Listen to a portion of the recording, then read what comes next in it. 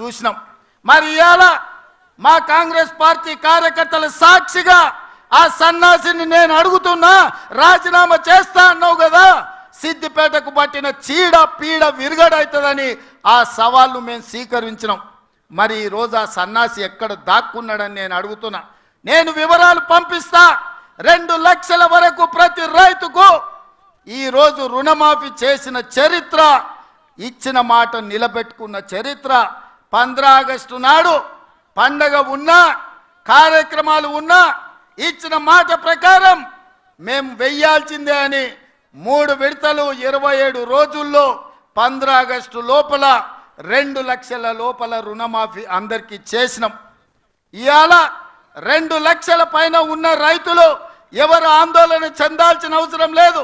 2 లక్షల పైన రుణమా ఉన్నవాళ్ళు 2 లక్షల పైన ఉన్న రుణాన్ని మీరు బ్యాంకులో చెల్లించండి.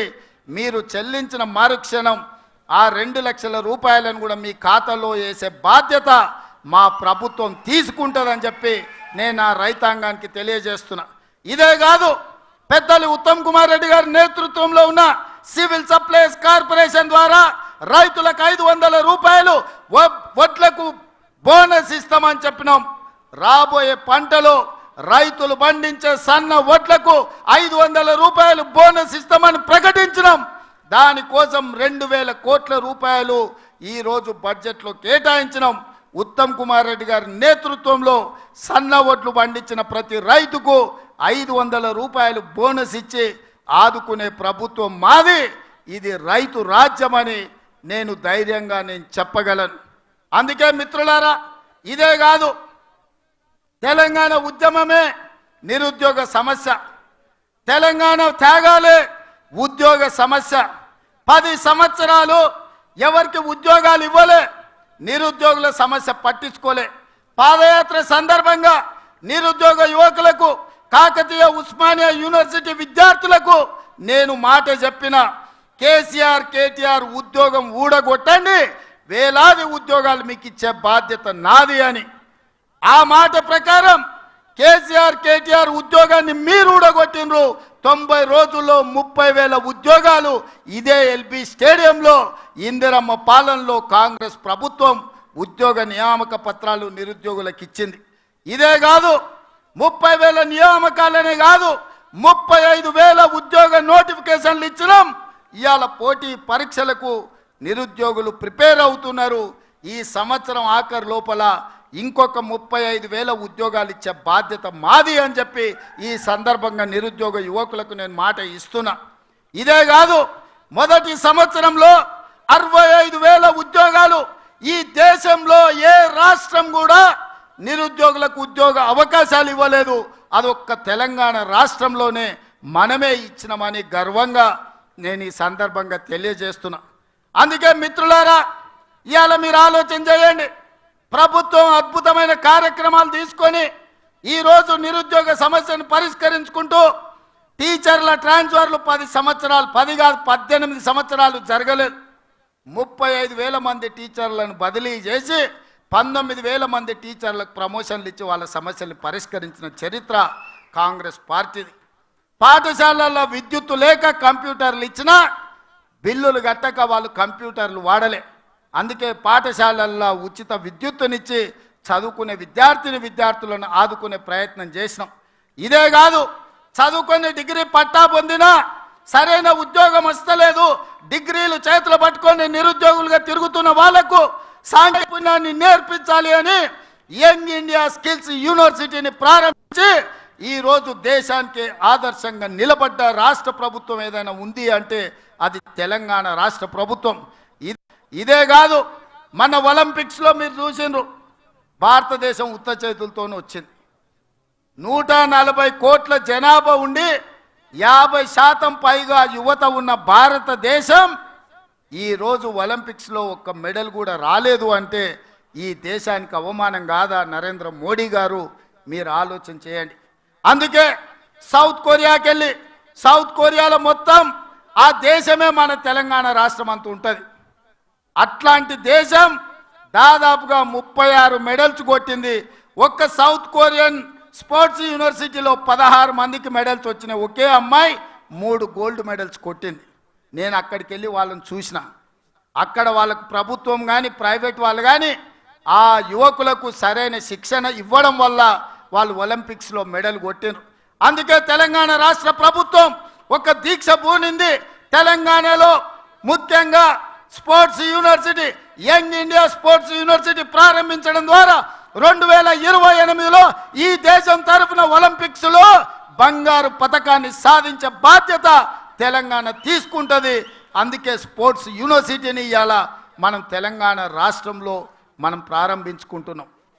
ఒక పక్కన ఇన్ని మంచి కార్యక్రమాలు తీసుకొని దేశానికి ఆదర్శంగా నిలబడే పనులను మనం చేపడుతుంటే ఔటర్ రింగ్ రోడ్ ఆనాడు అంతర్జాతీయ ఏర్పాటును రాజశేఖర రెడ్డి గారు ఉన్నప్పుడు నిర్మిస్తే హైదరాబాదు నగరం అంతర్జాతీయ నగరంగా ప్రఖ్యాతి పొందింది.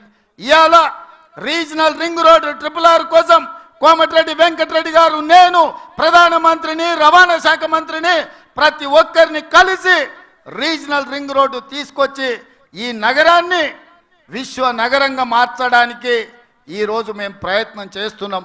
తొందరలోనే మనకు రీజనల్ రింగ్ రోడ్డు రాబోతుంది. ఇదే కాదు, కులీ కుతుబ్ షాహీ నిజాం హైదరాబాదు నగరాన్ని నిర్మిస్తే రెండవ నగరం సికింద్రాబాదును బ్రిటిషర్స్ నిజాం నిర్మించిండు. సైబరాబాదును చంద్రబాబు నాయుడు రాజశేఖర రెడ్డి నిర్మించిండు.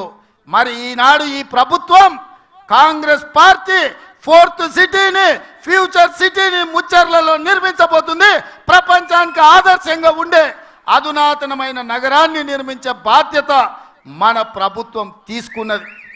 మరి ఇన్ని కార్యక్రమాలను తీసుకున్నప్పుడు మిత్రులారా, ముఖ్యమంత్రిగా ఒకవైపు పనులను నిర్వహిస్తూనే పార్టీ కార్యక్రమాలను కూడా జోడెద్దుల్లాగా మనం ముందుకు తీసుకెళ్ళాలి.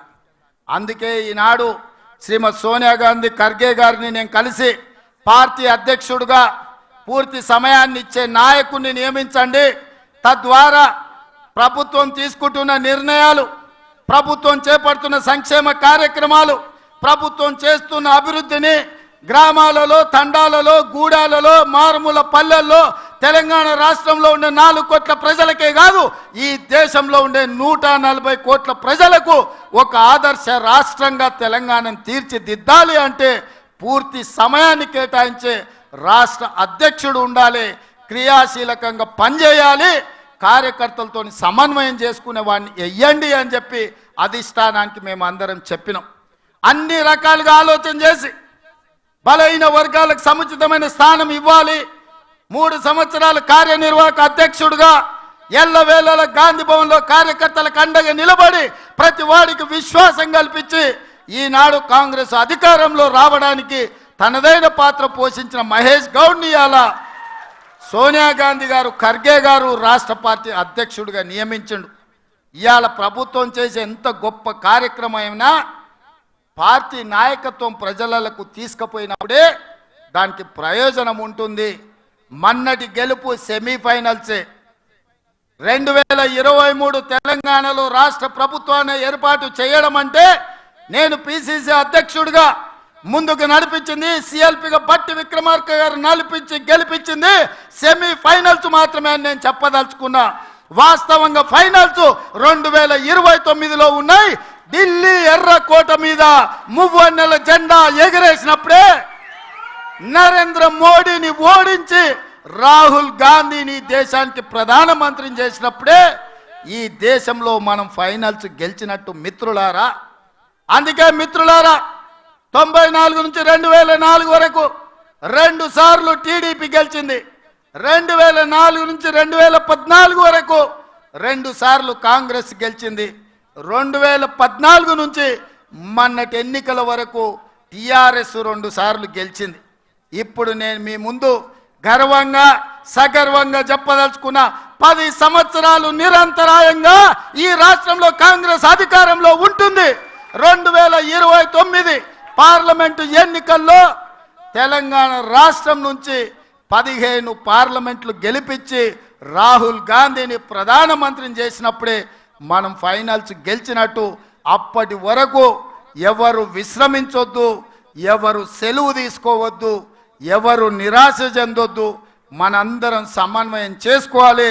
ఇంత ఫైనల్స్కి వెళ్ళే సందర్భంలో మహేష్ గౌడ్ గారి భుజ స్కంధాల మీద మల్లికార్జున్ ఖర్గే గారు, కేసీ వేణుగోపాల్ గారు ఇవాళ కీలకమైన బాధ్యత పెట్టిండ్రు. నాకు సంపూర్ణమైన విశ్వాసం ఉంది మిత్రుడి మీద. ఖచ్చితంగా కార్యకర్తలకు అందుబాటులో ఉండి రాహుల్ గాంధీ గారిని ప్రధానమంత్రిని చేసే వరకు అహర్నిశలు కృషి చేసి కష్టపడి కాంగ్రెస్ను తెలంగాణలో గెలిపించి 15 పార్లమెంట్లు ఢిల్లీకి పంపించే వరకు మేమందరం సమన్వయంతో పని చేస్తూనే ఉంటాం. నిన్న మన వాడొకడు వీడొకడు మోపైండు, వాళ్ళు వీళ్ళు వాళ్ళ చెంచాగాళ్ళు కార్యకర్తల మీద కేసులు పెట్టాలనో కార్యకర్తల మీద దాడులు చేస్తామనో ప్రయత్నం చేస్తారు. మన ఇంటికి వస్తామని చెప్పారు, కానీ మనోళ్ళే వాళ్ళ ఇంటికి పోయారు. చింతపండు అయినాక చెప్తారు మా ఇంటికి వచ్చి తన్నీరని. సంకనాకనిక విలువాలనా రా చూసుకుందామని. అందుకే నేను చెప్పిన, నేను లేను, శాంతి భద్రతలు వస్తానే చూసి శాంతి భద్రతలను సరిదిద్దండి అని చెప్పిన. మా కార్యకర్తలు ఎవరి జోలికి పోరు, కానీ ఎవరన్నా మా జోలికి వచ్చి మా మంచితనాన్ని చేతగాని తనం అనుకుంటే చింతపండు అవుతుందని నేను చెప్పదలుచుకున్నా. మా మహేష్ గౌడ్ గారు కొంచెం సౌమ్యుడు అయి ఉండొచ్చు, కాకపోతే వెనకాల నేనున్న ఆ సంగతి మరవద్దు. ఎవరన్నా ఏదన్నా అధ్యక్షుడిగా సౌమ్యుడు వచ్చిండు, మా ఆటలు సాగుతాయి, ఊర్లలో మా ఇష్టం వచ్చినట్టు చేయొచ్చు అని ఎవరన్నా అనుకుంటుర్రేమో. నేను వెనకాలనే ఉన్న బిడ్డ, ఎవరన్నా మా కార్యకర్తల జోలికి వస్తే ఒక్కడొక్కడికి ఉంటుందని నేను చెప్తున్నా.